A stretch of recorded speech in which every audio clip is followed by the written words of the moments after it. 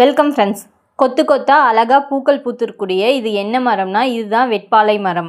ரைட்டியா tinctoria. இதனோட English name Diaz ஓலியாண்டஸ் sweet இந்திரஜாவ். வெட்பாலை இலையிலிருந்து தைலம் தயாரிக்கலாம். தைலம் எப்படி தயாரிக்கலாம்? 1 லிட்டர் தேங்காய் எண்ணெய்க்கு 100 to 150 கிராம் வெட்பாலை இலைகளை நல்லா கழுவி நிழலில் காய வைக்கணும்.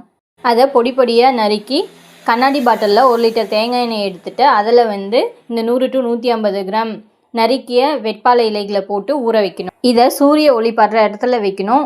5 to 7 நாளுக்குள்ளே கரு நீல நிறத்தில் இந்த எண்ணெய் மாறும். மாறினதுக்கப்புறம் சுத்தமான நூல் துணியில் வடிகட்டி இந்த எண்ணெயை சேமித்து வைக்கலாம். இந்த வெட்பாலை தைலம் தோல் சரும நோய்களை சரி செய்யும். தோல் நோயான சொரியாசிஸ், தோலில் சிவப்பு சிவப்பாக தடிப்பாக இருக்கும், அதுதான் சொரியாசிஸ்.